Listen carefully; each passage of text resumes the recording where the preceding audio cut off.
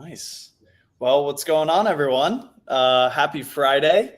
Hopefully we have a few people joining here, but as the title suggests, we are going to be talking some open source today. So I'm Savo.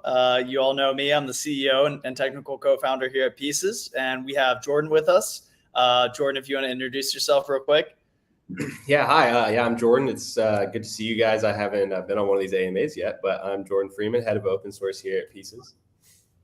And we have Shive. Shive, you want to introduce yourself as well, and then we can get into it.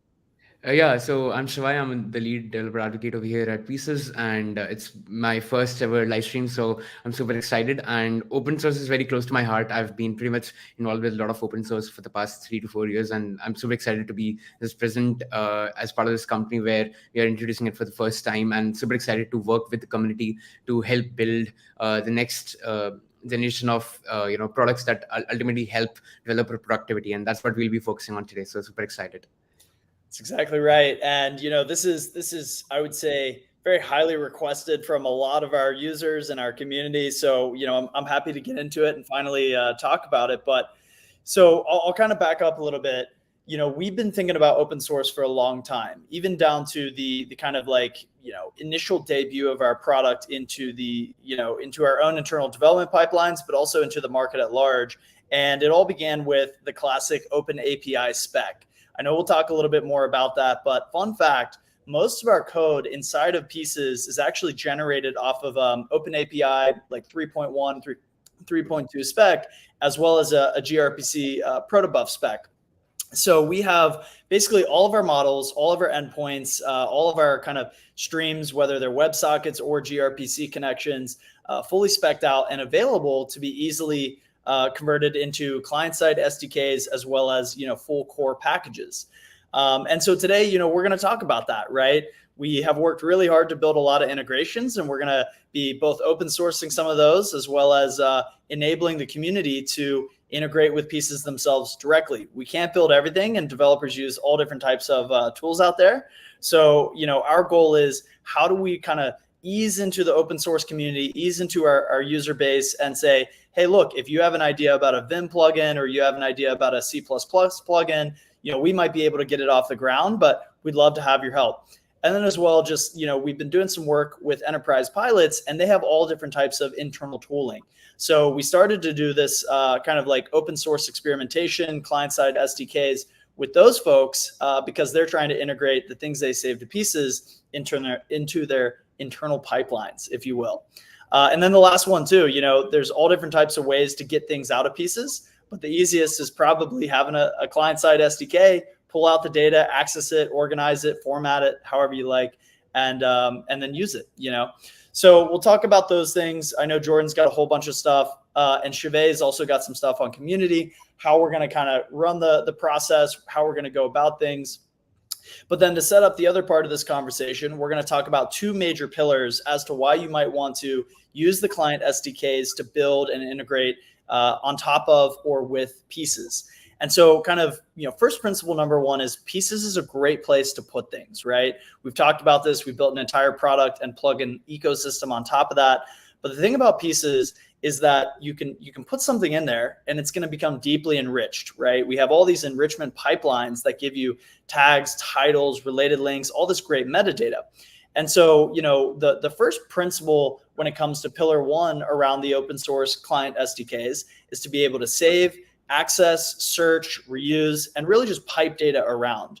But then the other principle, the other kind of major pillar is that Pieces has some incredible AI that's just wrapped in a really elegant way around some endpoints. And if you wanted to build a Copilot on top of, Llama 2 or CodeLlama or Bard or even OpenAI, you can do that, right? So we've got some incredible QGPT endpoints. You can get things like follow-up questions. You can get things like, relevance. You can set context. And all this stuff is just packaged into a real nice couple of endpoints that you don't have to reinvent the wheel yourself.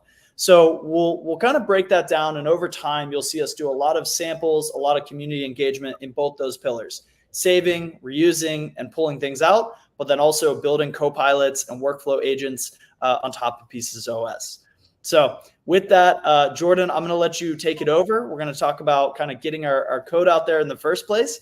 Big step for us. So we appreciate the patience with everyone. And then Shive, we'll go and talk about community from there.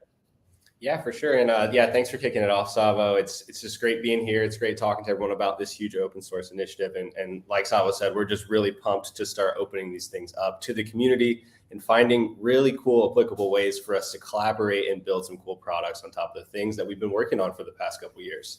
And so, yeah, so I know that we got here and we were like, we needed to repackage our internal tools and get those out to everyone so that they can use them. So the first step in this journey has been discovering how to publish and deploy and live on NPM.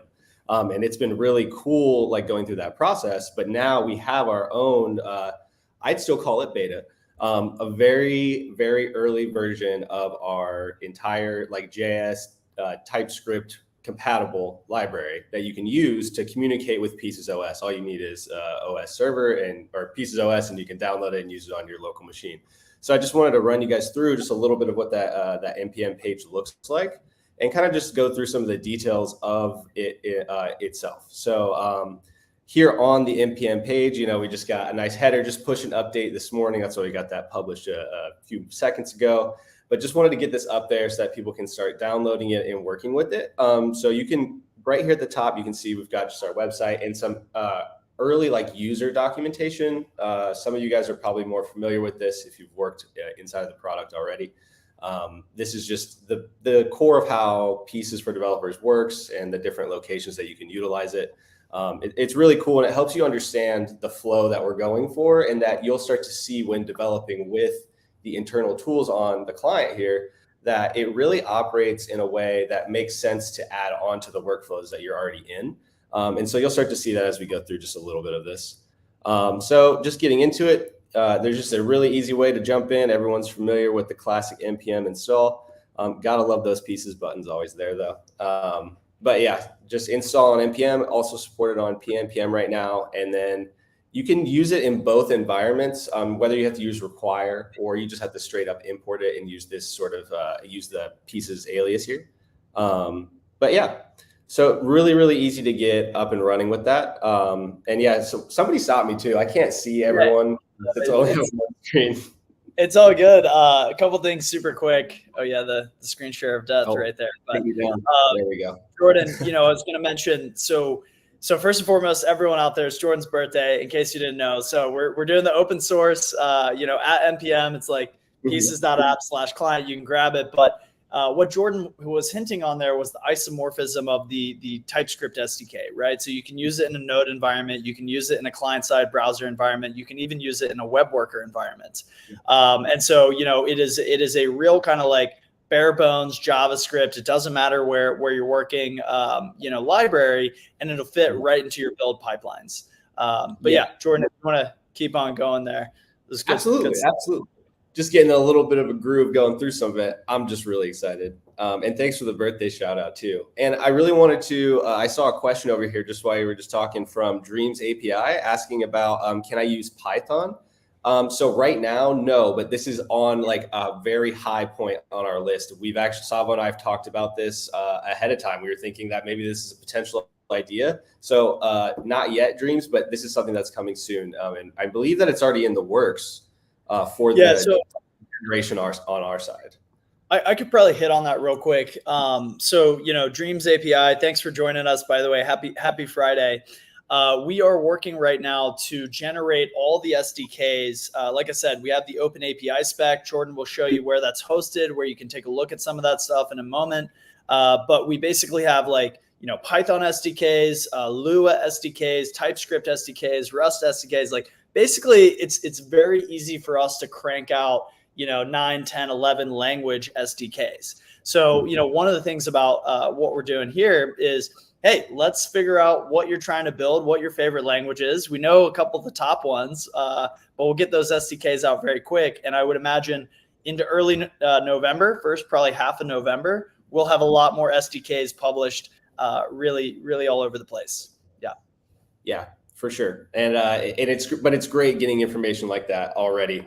So seriously, love that. And once we go through some of the repos and things later, if you have time, drop that on the repo as an issue, or drop that on there as a comment somewhere, so that we keep that in the forefront of our minds. And that way we can stay in touch and communicate about that as the process continues into November. So let's hop back into, I'm just going to hop back onto the NPM page just for a little bit still, just to walk through some of these early things. And then we can jump into a starter project that I've actually created that makes it easy for you guys to get up and running in a Node environment, so that you can view these things in the browser super easy. So we'll just kind of jump in here. So obviously you can import it here at the top of your file, agnostic between TypeScript and JavaScript. So it's really easy to use. And then just before we get into the project, I just wanted to show this here, because this just lets you basically get up and running probably within, I'd say, about 10 minutes. Once you download the entire package, you download Pieces OS, you can just go right to here and then immediately get your version back and see that Pieces is running on your machine, which is just really cool to be able to quickly set up essentially a database for yourself on your own device really quickly. And it makes it great so you can start using some of the endpoints that we'll show these examples of right here at Connect.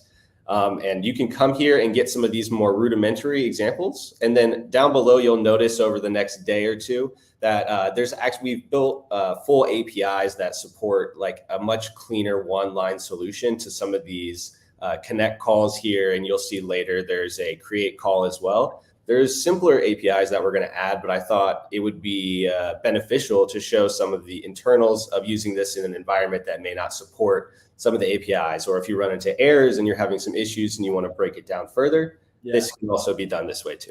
Hey, zoom in. Hey, Jordan, could you zoom in for some of that? Oh, is it? Nice. I have all my computers are like at 80% because I like text really small. So sorry for that. If anything's small, just let me know. But yeah, so this is just a very rudimentary example of using, you can see right here, this localhost connect, but very simple. Everything lives on this localhost route once you have things up and running. Very easy to use. And I'll show you guys that later with the actual demo. Yeah, and Jordan, if you scroll up a little bit, you can show how you're calling the well-known. So you don't necessarily need to know all the paths, like the string paths or anything like that. This SDK will have all of those kind of paths as functions that you can call. They're all strong type. They'll let you know what to pass into it. And we have a really good location to find those things and look all those models and endpoints up, so you can have everything. Yeah, and so that's speaking towards our stoplight. Yeah, stoplight, right? Spotlight. I think it's stoplight. You do this probably spotlight. I'm not sure, but yeah, we'll get there. Yeah. But we have that documentation as well too that we're gonna share and make public. I don't believe that we have it prepared to share like outward bound today, but we're working on that. We should have it this weekend. Is that right, Savo? Yeah, you could show folks if you wanted to real quick. Okay. It's off script, but yeah, show here. Sorry. Hey, what's stoplight, by the way? We nailed it. Oh, it is stoplight. Okay, there we go. It's the hardest brand to remember perfectly, but yeah. So this pieces.stoplight.io right here, basically it is a kind of like an index of everything. It's the API spec to where it's interactive. Jordan's logging in real quick. But yeah, you can search, keyword search, and you'll get the models, you'll get the endpoints, you get everything you need there. And it's just really, really helpful to kind of quickly traverse all the documentation, all the properties on the objects. And then, when you pair that up with a strong type language like TypeScript, you're going to get that autocomplete. You're going to get, really everything you need right there. So yeah, Jordan, if you wanted to, you'll have to zoom in on this as well a good bit. But yeah, you could go up to the top and you could just search for assets, right? So inside of Pieces OS, we have this asset format paradigm where an asset can have multiple formats. And basically that's a kind of a nice way to represent a unit of a material in like PNG, SVG, whatever other fragment it is. So right there, Jordan can search asset. You'll see he's got, kind of all the documentation, the parameters. You can kind of get the examples in each of the languages that you're looking for. And then you obviously have the SDKs as well. So that's going to be making raw requests, but Jordan's going to get into a little bit of a code base that shows you what the generated SDKs look like when they're ran on this open API spec. Yeah, exactly. So yeah, so we'll get this available here soon, and we're going to go through and make sure that everything's cleaned up and up to date and accurate. Just before we share it out, just don't want to have any confusion with different people. But as we do share it out, we would appreciate any feedback on how it's laid out or any information that's included and any ways that we can make it better. Yep. And just increase the amount of visibility to some of these things and working with it. So yeah. Let's just go ahead and jump into that starter project. I'll show you guys the GitHub first, and then I can actually pull it up inside of, pull it up inside of IntelliJ. So we'll do that. So here, and this is on the top of, if you go to the top of this page, this is actually all linked here. So if you guys need anything following this, you can get the starter project from here and then navigate to the GitHub repo right inside of the, and Jordan, I'll continue to remind you to zoom in just for the folks out there. But yeah, awesome. I appreciate it, and I know everyone out there is too, so they can see. Cool. So yeah, this is just really simple repo. This has got some of the configuration from the npm setup, but really I just linked to it here at the top. But this will actually teach you into getting into using some of these different endpoints, and yeah, so this just starter project is a great walkthrough to actually building, but I'm just going to go ahead and pull this up to show you guys some more of the raw code inside of this environment. Yep, you might have to do some Command plus in there as well. Oh, maybe it's Command Shift. Command Shift plus. We will get much better at screen sharing our IDEs. It might be in settings, Jordan, or maybe you have presentation mode up in the file. Yeah. Let's see if I can hit this really quick. Yeah, nice. It'll be, Zoom, or it's like editors, and then it's like your font size. Yes, there you go. Nice font, and then you could just make that instead of size, just go like size 16 or something, or 18. Yeah, I'm like an 18. Yeah, let's try it out. All right, there we go. Does it seem bigger now? Not sure, but you might have presentation mode as well. Like if you go up to your file, file, and then maybe it's view, present, I think in there. Active editor. Yeah, you could also just whip it into VS Code if you wanted VS Code, yeah. Yeah, and just do a Command Shift plus. This is crazy. I don't know why this is so complicated inside of JetBrains. That's all right. Do you have Visual Studio available to open it in? Nice. Oh, we'll just switch it up. Thank you everyone for hanging with us as we work out the nuances of live coding. Yeah, live coding, right? I know I understand why. There we go. Live demos every time. They always work. Go so flawlessly. Yeah. And now you can blow all that up with a Command Shift plus. All righty. Let's get into here, and then let's go, please. There we go. Nice. Yeah, probably one more, and then we're going to be looking good. By the way, you should just mention that right now the repo is internal, and we would be making it public. Yes. So things will be turned on today. I believe I switched it right before we got on the call, Shubey. I'm not sure if it's still... Yeah, it's still internal right now. So okay, cool. I'll turn that on. Get done on the live stream here, and we'll be good to go. So again, just note that these calls here using these more complex connect functions, these are going to change, and they're going to be very simple one-liners. But for the current version of this, we started running into some issues using Webpack and this Node environment where it was like causing some conflicts. Had no errors this morning, woke up to 420 errors. So, that's how it goes sometimes. So I wanted to show these off just to actually show the usage of the connect function and of this create function, and show you guys some of the internals of how these things are working. So first, let's just go ahead. I want to make sure that this is running. So I'm just going to hit an npm run start here. And I've included inside of this package as well, I've included some scripts that help with running some of these React scripts. And I also included a clean as well, so you can clean your entire project if you're having conflicts or issues with Node or your package lock being out of date. But yeah, so you can just hit this start script here. What's already running there? Oh, haha. One second, please. Gotta switch back here. Close that down. Get back. npm run start. Nice. Awesome. So cool. So we got that here. And so we're just going to kind of go back and forth and walk through some of these different calls and the things that are coming back, just to kind of get like a general understanding of some of these first kind of the connect function or the connect endpoint, and then walking into an asset, and then sort of how to use asset format and how to use asset on top of assets and create. So for, oh, sorry, does somebody have something? No, I think we're good. Okay, yeah, cool. They're going to open source, or they're going to open up the external after the stream. Yeah. Oh, okay. Yeah, cool. All right, back to VS Code. Sorry, not IntelliJ. Nice. Yeah. So here we are. So right inside here, you'll just see at the beginning when connecting any application or any dev environment to Pieces OS, it needs to have this initial what's called a seeded application. Seeded tracked application, I believe. And so this object here you see at the top that's tracked application is just some really simple stuff. It's just got basically the name of your application, and you'll note here that this says Brave.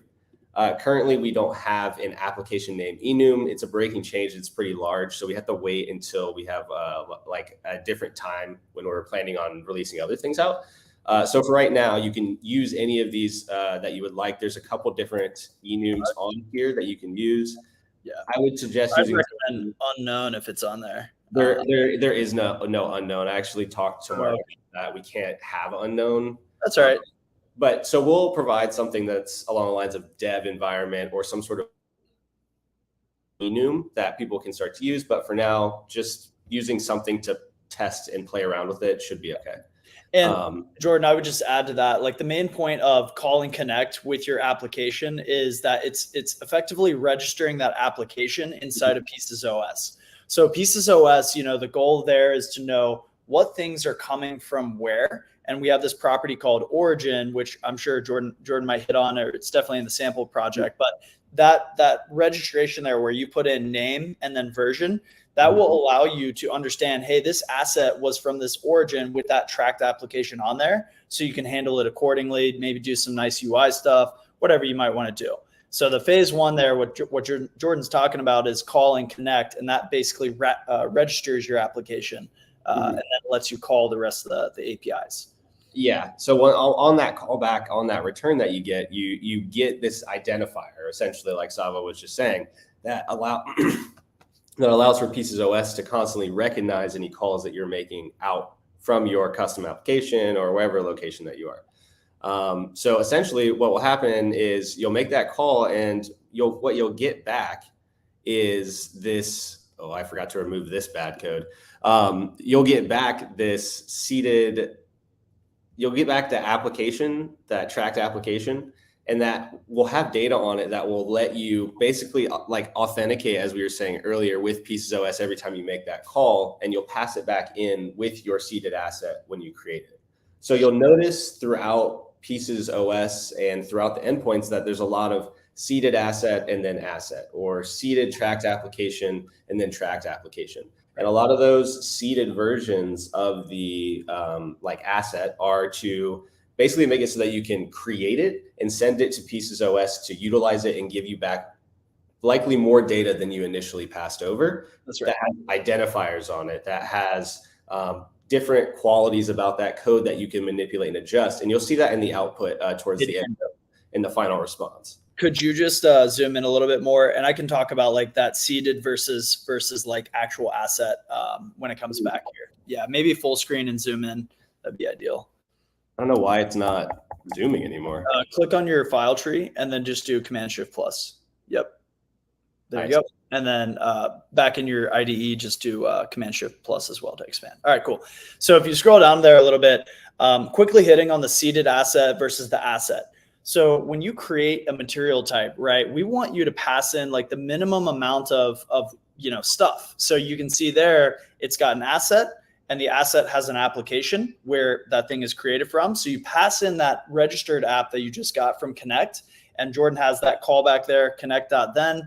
So he's grabbing that and he's passing that in as a seeded asset property, right? But then we have that format where it's like, hey, on the format, I want to create a fragment. So Jordan, you could also kind of put your cursor below your fragment and type out file as well. Yes, because you can do file, and that's a different form, a different like style of uploading, I guess is a way to put it. Yeah, right. So formats basically represent an asset, right? So if you think about it, you can have an asset that's just like a photo, right? In very simple terms. But that photo could have a black and white version. That photo could have a blurry version. That photo could have a compressed version, right? And you could even have that photo on the clipboard as clipboard data. So the entire file typically goes in as a file format, but the fragment could be like kind of base64 data or string data or whatever else. And on each one of these, you're able to pass over bytes, raw, which is always a string. And then there's other encodings like base64. So you could probably type in another one here. Yeah, I think it's just type B and it'll autocomplete some stuff. Yeah. So yep, base. That's your Emmet there. No, yes. that wasn't like. And on your fragment, it'll be instead of string raw, do like enter and then type B right below it. No, in your actual string, because base64 is the string there. Yeah. Oh yeah, instead of raw. Yep. There we go. And there's base64 URL as well too. That's right. So long story short, assets are modeled after how macOS, Linux, and Windows kind of represents items on the clipboard, right? And Pieces has always been, how do we unify the clipboard structure, standardize it, enrich it, and make it available across all three of those platforms in a very simple way? So of course you can copy files to your clipboard, but more often than not, you kind of have these quasi-file structures, which we call file fragments. So when you call seeded asset, or when you create a seeded asset, and then you go down a little bit more, you can see you've got the create seed and then, and Jordan, if you want to take that double underscore and just change that to asset, we can show people some of the properties on there. Yep. And then right there, you can just do like asset dot. Yep. And that'll show, oh, you have to parse it. Okay. Yeah. Yeah, either way, if you call the actual, like instead of calling the functional endpoints with your actual paths, you can call the API packages, and all that stuff will be complete. The last thing to note about seeded assets versus assets is Pieces OS controls all the UID normalization and the cross-pollination between those two data properties, right? So a seeded asset, you don't have to worry about creating a UID, passing that in, having UID collisions or anything like that. It's really saying like, hey, here, I'm going to pass this in. Pieces OS is going to kind of populate it, enrich it, give it a nice persistence UID. And then once it's persisted and that's all verified, it will return it back to you as an asset. So that's kind of like the paradigm there between seeds and full-blown like actual asset format, whatever structures. Yeah, 100%. So so that's just like a really simple way for you to be able to create and basically just very, very fast have a small piece of data that you can store inside Pieces OS. And then if I'll take you over here just to show you this other thing really quickly, that you can just go into here, run localhost inside of your browser, and you can see it's a lot of data here now. Sorry, but let me open up this with JSON viewer. It's not gonna, anyways, must be too large. Yeah, you can do this with Postman as well. You can do this with basically any system, and even Spotlight actually can make mocked calls to your local host.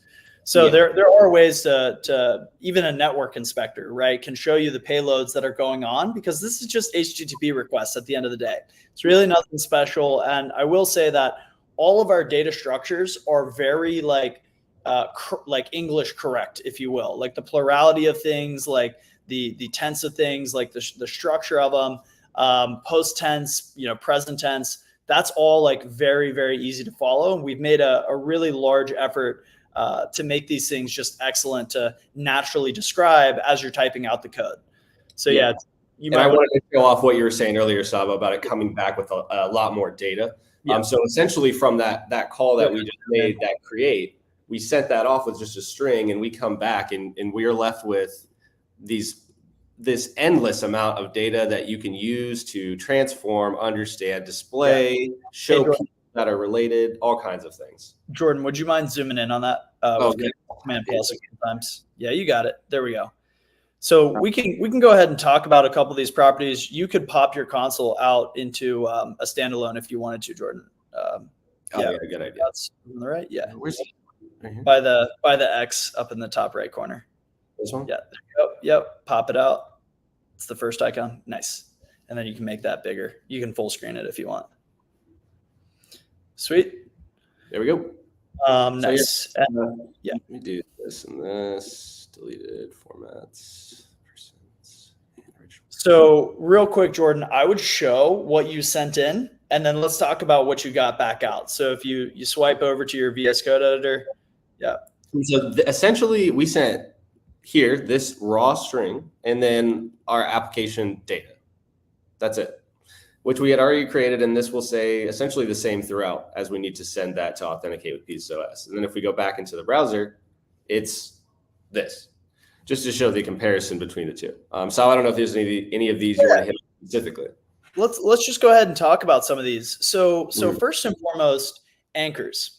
Anchors are things, and by the way, you can seed your asset with seeded anchors, seeded annotations, seeded, like all different types of seeded sub-properties. But if you look at this, kind of going from top to bottom here, anchors are pointers to files on your operating system or folders that are related to this asset that you put in. And for each one of these, you'll notice like a very, very kind of straightforward substructure. It's going to be extremely consistent across all of them. You have iterable, which is basically like, an array of anchors. And then you have indices, which is real nice lookup functions. So you can do O of one, access to those properties within iterable. Those are always up to date. Those are always normalized. And anchors, like many of these, have a many-to-many relationship inside of Pieces OS. So if you have an asset, you look at the anchors, that anchor will have other assets on it. So you can really begin to do this graph traversal of all of your different stuff. Talking about annotations, it's very similar to anchors, but it's all different types of descriptions. So description type, if you look at Pieces OS, you can set it as a summary. You could set it as a, let's see some of the other ones. Like I'll pull up Pieces OS real quick just to look. But there's so much data on each one of these. Yeah, it's a summary, a comment, documentation, explanation. Like there's all these different kind of enums, and you'll get these in the autocomplete. But it's just excellent to have. All right, we sent in one line of text or one line of code. What else do we want to know about it? Maybe we have some more verbose descriptions. Those would be under annotations. Yeah, you have dates everywhere. So created, updated, deleted. And you'll note that it comes back with some helpers like readable date. So, just now, and then of course you have your normalized date that you can parse from some ETF stuff. I would say the last couple to talk about here are the ID. So notice we didn't necessarily create an ID when we sent it in, but we have that ID that came back. That's a UID4 ID, very, very strong against collisions. And then we should probably talk about formats and the last one, which is original and preview. Yeah, for sure. And so formats coming in here. This is a really powerful section inside of here for the actual, and correct me if I'm wrong, but this is the structure of the actual asset itself, correct? Yeah, like so format, that's right. So that's right there, what's called a flattened asset. And so as I mentioned, everything in Pieces is a many-to-many relationship between all the data points. However, because you have that many-to-many relationships, you need to turn it into a directed acyclic graph and represent that as the return JSON object. So as you can imagine from formats, you could have an asset and you don't have the parent asset, but you do formats.asset and you can link back to the root asset. Or if you're on annotations, you could say annotations.asset.formats and get to those formats. So the goal is whatever data you have on the client, you should be able to traverse to like a first degree or second degree related node with a really large amount of ease. There is a way to streamline this down, which is just transferables false, and that'll streamline the payload. And then as well, a lot of these actually don't necessarily come over fully cross-pollinated. So we'll have some more kind of professional tutorials that are like advanced usage. But at the end of the day, the best way to think about what's in pieces is a graph of all of this stuff as it relates to the current node you're on, right? And that can create some really powerful UIs as you build on top of this stuff. Yeah. Yeah. Some really awesome interaction between like very closely related things. And that's a huge theme that you'll see throughout pieces, and that I think you'll start to see in these projects as they come out too, is that like the relatability of data and how we can interconnect it through these multi-level like connections makes it simple for us to reference things even when they may be far away, but because they're closely related. It's like given a file, right? Given an anchor, how do I show related materials to that? Well, you just go anchors dot, basically you look at any anchor in there, anchor iterable 0 dot asset or assets, and it'll give you all the assets that are related to that anchor. And Jordan, we got to hit on the iterables inside of formats real quick. Yes. Yep. Good point. So that's how you know, like, okay, this formats object here is associated with that asset. But if you open up the iterable, you'll be able to see the actual format itself. So Jordan, if you kind of zoom in, you can see some details around classification. You can see even on that iterable, it has an asset reference. But yeah, you can. Yep. You see some of that created and deleted data from those higher levels as well, also referenced here too. That's right, because you never know exactly what you're going to have, at a certain level in the UI, right? And so your goal is like, give me exactly what I need. And if I have a format, but I don't have the asset, like how can I super easily show, the asset creation date, right? Or the asset title or even the classification. So we don't want you to have to go and make a whole nother API call to get all that data. We're going to just go ahead and package like the usable, helpful stuff that we know you're probably going to need when you're building UIs on top of this. Which makes it super easy. And specifically in UIs, makes it very easy to reference data from a singular asset in a lightweight way to populate like a whole dashboard about a single thing. It really does make for some powerful experiences for sure. So the goal there is to minimize total number of API calls, if you will. And then, that's super frustrating as a developer. Like I got to make all these network requests, got to do all that. And you're like, hey, give me what I want back and give me all the stuff that I think I'm going to need for what I'm building right now. And we've kind of ironed that out, especially building across, the 7 or 8 plugins and our desktop app. We have an understanding of like the highly correlated data that you want to show and want to manipulate to the end user. But yeah, Jordan, do you want to pop open the the value on this? So you've got your assets. Hold on. Yeah, so you can minimize your asset. Great. You've got your application on there, which is nice. So like if you wanted to show, hey, this format came from this application, right there it is, format.application name is Brave. So again, you can super easily build some beautiful UIs. Yep. So it looks like we've got some bytes in there. This might be a different thing that you saved there, but right here. Yeah. So this readable value, I think that's just the size of it. That's the size. Yep. And then you got your fragment, which is what you put in, and that's your original value there. So it's a string fragment. You've got a raw kind of encoding representation as well as the raw string available. And you can really scope down like whatever you're looking for when you pull this stuff back. You don't have to get everything all the time like what Jordan has here. Which is pretty chill. Yeah, essentially I just put it all out here so that we could go through it, something like that. Yeah. And like I said, like we're going to work with the community to understand like what are the things, and it looks like, maybe try and +1 again. And this is the software is Chrome console that we're looking at this object in. So it's really nothing special here, honestly, but very powerful. So shout out Chrome. Yeah. Thanks.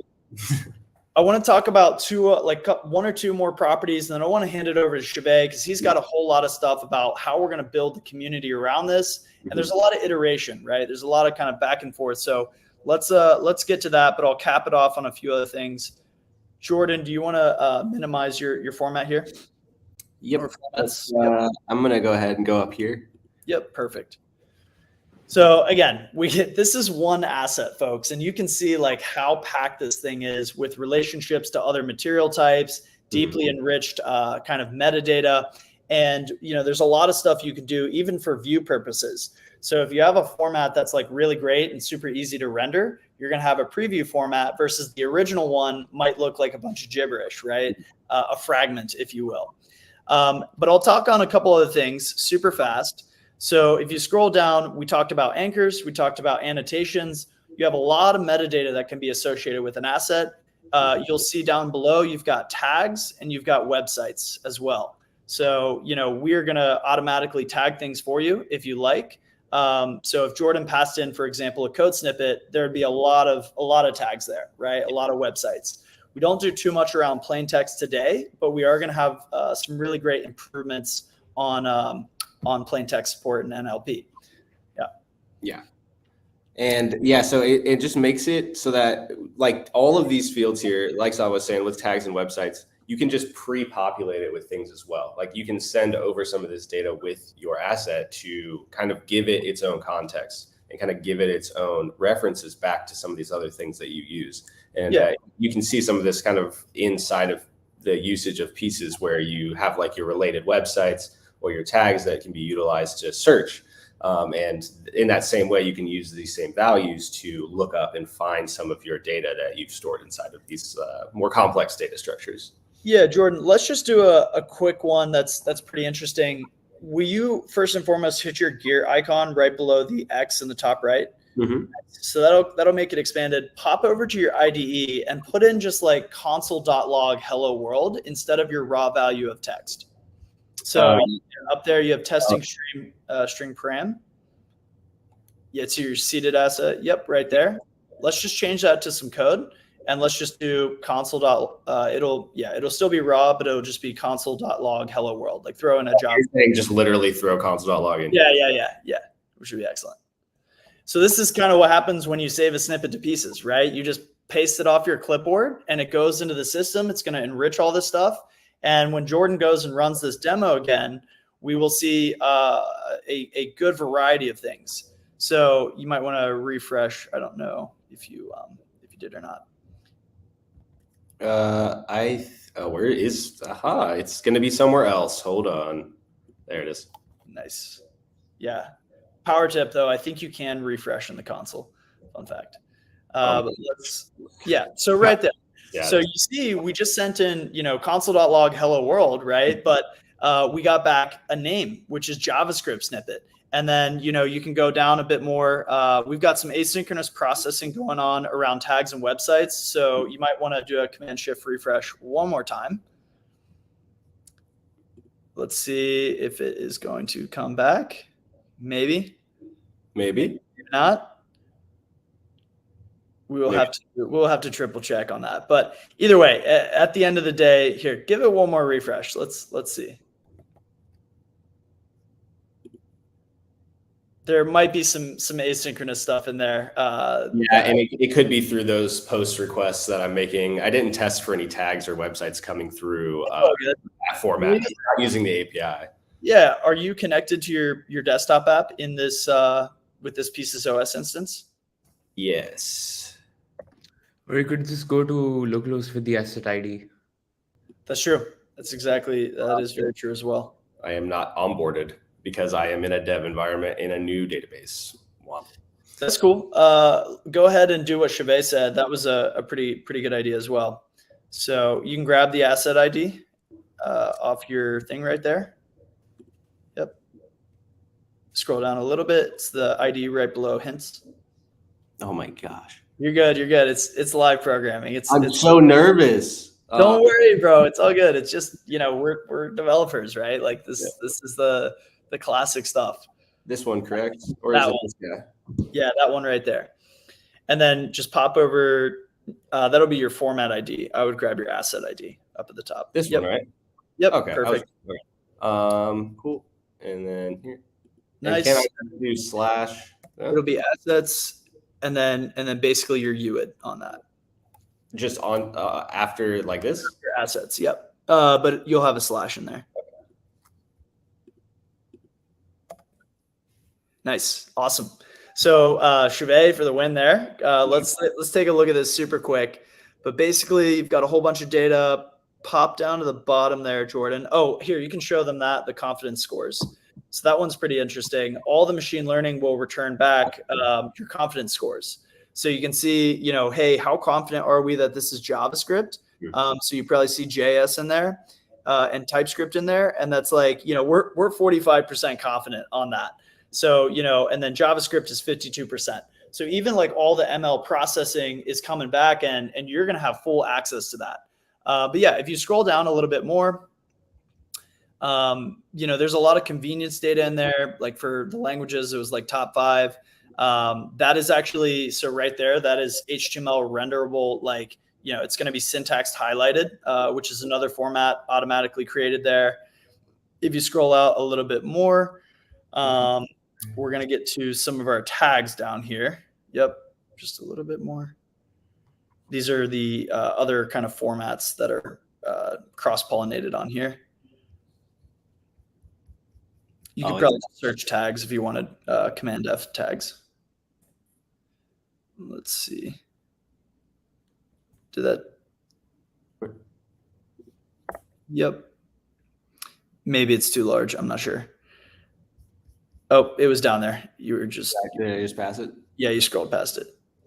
Almost there. Well, yeah, we will get all this kind of ironed out. Yeah. No worries. Okay, here's your tags, right? So you can scroll down and you can see on this tag, there's a tag for text of web development, right? So scroll up a little bit, you pause, tag.text is web development, right there it is. You can minimize some of these with your drop-down arrows over on the left.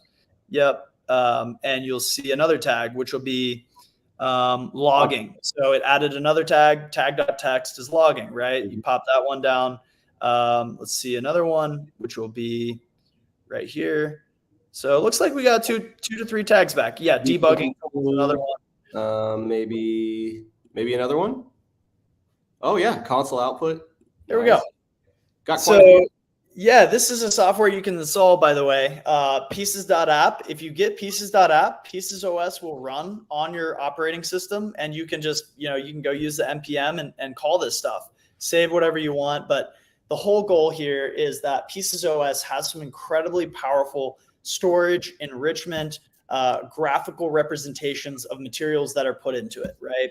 And then we will probably have a part 2 of this at some point, which is all the Copilot endpoints. So if you want to access Llama 2, you could just call our QGPT endpoint /prompt, pass in a prompt, and you're going to get a whole conversation stream back. So, we tried to show you like some pretty granular stuff, and this is like a week into the process. So we'll get a lot more organized. We'll have a lot more kind of samples and things.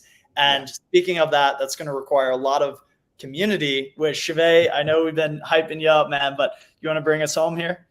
Sure. And I think with open source, the biggest way in which open source really grows is with community, right? And that is why we need everyone's help from the community to help build really great solutions around pieces, because of course, as you saw, that with just the insane amount of information that you receive from Pieces OS whenever you create a new snippet, or the kind of information that you get, or tagging is really powerful. And we have had a lot of like folks who have requested for a lot of like open source features from time to time, and I think like now is a great time for us to really kind of take those into consideration.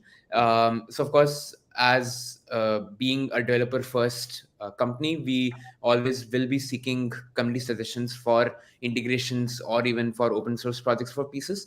And for that, we are officially launching, and in fact, we do now have a dedicated open source channel within our Discord server. So if you are like, let's say, new to Discord and you're joining the Pieces Discord for the first time, we are actually asking you during the onboarding process itself that if you're interested in open source, then you'll be automatically made to join the open source channel, and you'll get the open source role as well. But if you're already a Discord user for Pieces Discord server, then I'll recommend that you can just join the open source server, open source channel, and a lot of the communication that will be taking place will be around open source, and whatever upcoming plugins that we have, SDKs that we have, will be happening exclusively over there. And of course, there are a lot of like community managers within our Discord server who will be there to help you out. So we have myself, We have Mason, you must be knowing him. He's pretty active on our Discord, and of course Sophia as well, who will be there to kind of onboard you if you have any questions regarding what are some of the open source integrations that we have, or if you wish to contribute to one of the open source projects that we have. For instance, like if you want to contribute to the TS or the TypeScript SDK, feel free to join, and we'll be helping you, kind of guiding you, like probably working on certain issues that might be open already and assigning them if you're interested in kind of contributing them, or if you have any suggestions about the SDKs themselves, then that is also something that will be possible by joining our community. And of course, open source is all about like collaboration, right? And welcoming new folks into the community, because a lot of times we whenever we are kind of starting to contribute to any open source project, one of the biggest problems that newcomers can be even experienced programmers or even junior programmers, right? They always face this issue that how do they set up the project, or how do they make their first ever contribution. So I think for that, and in order to grow the community really well, we will be having regular cadence. We are essentially thinking of, for now, having one meeting every 2 weeks with our open source community on Discord via the Discord spaces. So it's like Twitter spaces, but it's on Discord, and where we'll be primarily introducing new members in our open source community. We'll be talking about some of the existing projects and issues that the community has been working on. And of course, we'll be open to questions where you will be able to directly interact with, the pieces, the staff at pieces. And of course, like being a developer first company, we will be very open to feedback, and of course we'll be always there to kind of guide you in case of any doubts that you might have with respect to our open source projects. So we'll be there to kind of take into any sort of feedback or any new ideas that you might have related to open source projects that you want to build. So think of this like as a real-time 101 sessions that we will be planning for all of you, in order to kind of help on all of you get onboarded to using our SDKs, or if you have a like, let's say, an open source project of your own. Because of course, as we've kind of mentioned this earlier as well, we're going to be releasing a lot of SDKs very soon, and of course we'll be looking for community feedback to see which particular SDKs are required. So of course, even in this live AMA, we had like someone requesting for the Python SDK. So of course, Python is one of the most popular languages out there, and apart from Python, we are coming up with Rust and a bunch of other programming languages as well, for which we'll be releasing the SDKs. And of course, as kind of Savu mentioned earlier, that we will also be open sourcing a lot of our plugins. So a lot of developers love to use the Obsidian plugin, the PyTlab plugin, JetBrains plugin. So we'll be open sourcing some of these, and of course, if you wish to contribute to these open source plugins, we'll be more than happy to take into any considerations or PRs that you might request. And of course, I think it's also very important to spotlight community projects, or the whatever kind of projects that the community is building.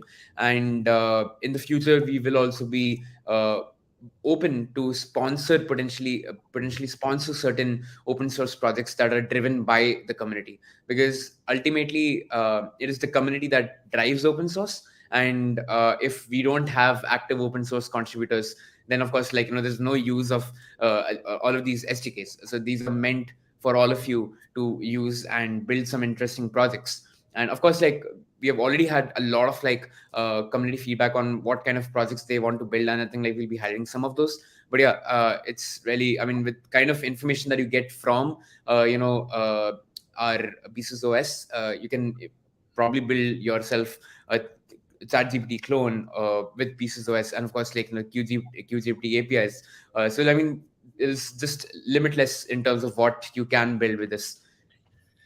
Yeah, and I would say, Shive, you're spot on there, where Pieces OS is a platform that we build on, right? We use our SDKs and everything like that, but that's only limited to what we can imagine, right? And there are some first principles that are exhibited in the SDK around, hey, look, if I'm a client-side application and I have this object, well, I know I'm going to want a title for it. I know I'm going to want a date for it, right? I know I'm going to want like the classification for it. So all these kind of like fundamental nice to haves are built into Pieces OS, where, you know, you pass in a single string and you get something back that's like deeply enriched, deeply kind of optimized for presenting it. But then also too, like there's the data side of things, right? So if you have internal tooling systems and you wanted to tag all of your, you know, Obsidian notes, or you wanted to tag maybe some tickets, or, you know, open to issues on GitHub or something, there are ways you could experiment with Pieces OS to say, hey, is there a screenshot here? Send it into Pieces OS, pull the code out, get the enriched materials out, and whatnot. So there is the building applications on it, and there's also the internal tooling and data piping that it deeply supports as well. But yeah, and I will confirm we will sponsor, you know, a good amount of open source efforts that are working to make, you know, not only our own products, you know, interesting for users and adding their own flavor to it, but also too bringing new products and experiences to market, right? So Vim and, you know, Visual Studio and all the other likes. So yeah, well said. Yeah, for sure. And definitely explore avenues and opportunities for pushing Pieces OS to utilize that data in new ways. I think that's some of the most interesting applications that Pieces OS has with its built-in functionality. Is there some interesting abstractions you could make with just a small part and add it into something that you're building that could 10x your workflow and also your application as well too. So it's very interesting to see how it can be applied, and I'm curious to see what everyone comes back with. Yeah, and I would just add, like, for example, if you wanted to build a Chrome extension, right, and you wanted this for yourself or whatever, maybe you put it out there and it's powered by Pieces OS. Imagine trying to ship like Llama 2 or Code Llama in WebAssembly or TypeScript or whatever else. You know, it's a whole thing, right? So you'd be super limited, but with a simple HTTP or a WebSocket request, you can call Pieces OS and it can run hardware accelerated Mac OS, Linux, and Windows, that large language model, right? Yeah, So and I like to kind of highlight that there are a lot of integrations that are being built for some other projects where you could actually run local large language models directly in your browser, and of course Pieces OS can enable you to do that directly. So even if you, like, let's say, don't have internet access, you could essentially, as like Savo mentioned, use that Chrome extension. One of the personal projects that I very recently built was how you can, like, basically upload a PDF document and just summarize it directly inside of your browser using one of the open source large language models, and having like a vector database running directly in the browser with the help of WebAssembly. So I mean the kind of performance that you get even with browser, especially with like WebGPU, WebAssembly, it's limitless. And of course, powering everything with LLMs is one of the unique attributes that you get with Pieces OS as well. Yeah, absolutely. And like the starter project, that it will be in the Discord as well. I saw that message earlier, and it's on the NPM page as well too. But what will start to happen is these starter projects will start to evolve from just being an example project to, okay, here is a web environment that is configured and set up for you to be able to immediately start like having a conversation with our Copilot, right? Or you could have a setup that is set so that you can immediately save some code from somewhere and like learn more about it. Things, little utilities like that will help give great jumping off points for projects. Are y'all able to see my screen by chance? Let me stop. Not yet. I was gonna do something for Dreams API real quick to make sure to see if we can get them helped out. But I'll show you guys a little bit of Pieces desktop app. So, you know, some of the stuff we were just talking about there, you know, where everything is enriched, tagged, titled, or if you want to use the copilots, like you can go in, you can say, hey, you know, Llama 2, or use a cloud model like, you know, OpenAI or Google. All of that is available in the SDK, and you can certainly access all that functionality. But for Dreams AI, I think I can help you out here. So if you're on the last screen, you've kind of like selected some of your stuff, blended, advanced, high levels of enrichment. You come in, you select your default views. If you're on this screen, you don't necessarily need to, you know, fill any of these out or these up top. I think you just want to select your primary one here, and then you're like, hey, am I an individual, teams, or both? And that just helps the Pieces system know, like, hey, do we add related people to your stuff or not? And then you should be able to hopefully click that finish onboarding button. Yeah, I believe that's the only one that's required on there. Yeah, I think so. But you can, of course, choose your subdomain for your cloud instance and integrate with some of the other tools like Teams or GitHub. But yeah, just finish onboarding. And then if that doesn't work, we can get you up and running very quick, and we will figure out why that wasn't working. But yeah, hopefully that maybe helps. I'm not sure. And yeah, I mean, if you're still facing issues, you can join our Discord server, and we'll be more than happy to help you out. Yeah. So yeah, question there. I would say this. Basically, the best way is to come to the community meetups, right? We'll do once a week. Hopefully that worked for you, Dreams. I got you, Dreams API. Let's go.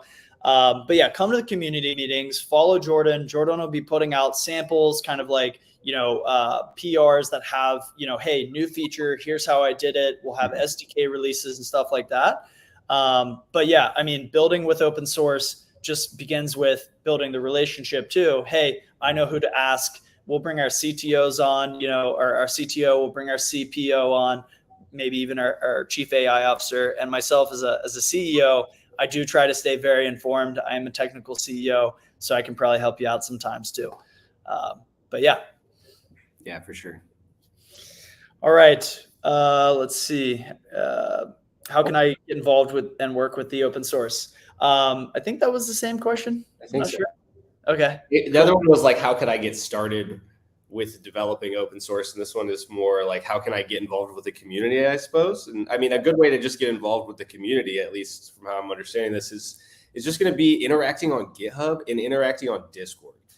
Like being in GitHub and like just keeping up with the PRs, like Sal was saying, things that are moving around and things that are going on, and keeping up with that, but interacting with other members of the community inside of Discord, new members coming into that channel and into the server as a whole. Just stay. It's a great way to just really be involved, even if all of the work that you would like to do doesn't come up immediately. Starting that connection is really the first step. Exactly. And sorry, classic CEO status right here, just sending an email saying running a bit late. But yeah, I would say, do we have a public calendar that I could subscribe to for events? I don't think formally right now, but we should definitely do that. We'll do that for sure. Great idea. But just to answer another thing, that whenever we are planning out any community events, they are there on the Discord events section. So if you join our Discord, you can quickly just look at all the upcoming events. It should be right in the top called events. So for instance, like we have our one upcoming event regarding like it's a fireside chat. So yeah, we'll be creating all events that will be listed over there in the Discord server as well. It'd be nice to use those events too for more regular things, not just necessarily like large events, but like when we have a release going out or when we have something coming up that's like a little bit bigger, that's not necessarily like an AMA. It'd be cool to use that for more things as well too. That's right. And I would add, like, we are very vocal on our platforms. So like YouTube, Twitter, LinkedIn, Reddit, like basically everywhere. We try to keep the community as informed as possible. But to say the least, we're about a week in. I think we generated the TypeScript SDK in like 24 hours, which is pretty chill. Jordan was kind of using the explicit routes, but we do have a full autocomplete TypeScript SDK that our VS Code plugin uses, Obsidian, Jupyter Hub. That'll be all open sourced, here in the near future. And then we're going to make a sprint to get the other SDKs up and running very quick. But yeah, there we go. So I wanted to kind of wrap this because I do actually have to jump. I will say thank you everyone for joining. I'm pumped about it. We'll see how it goes, right? We're building crazy stuff, and there's no reason you shouldn't be able to build crazy stuff too on top of our work. Yeah, absolutely. Yeah, and Dreams, we'll get that set up. I like what you're saying about the benefit of the Google Calendar thing. So that's great. But yeah, thanks everyone for coming. Thanks for joining. Thanks for being here. And yeah, join Discord, be active in the community, and let's start building some cool stuff together. Yeah, I'll say we're goofy, we're down to earth, like nothing's perfect. Hit us up anytime. Like, I know it's intimidating sometimes to like get into a community, but I promise you, like, We're not perfect. So, we're here. We're here to make it happen. Absolutely. All right. Thank you, Jordan. And thank you, Chavez, for hopping on and just kind of kicking it, riffing on some of this stuff. And we'll be talking to everyone very soon. Thanks for the interest. Have a great Friday. Bye. Thank you, everyone. See ya.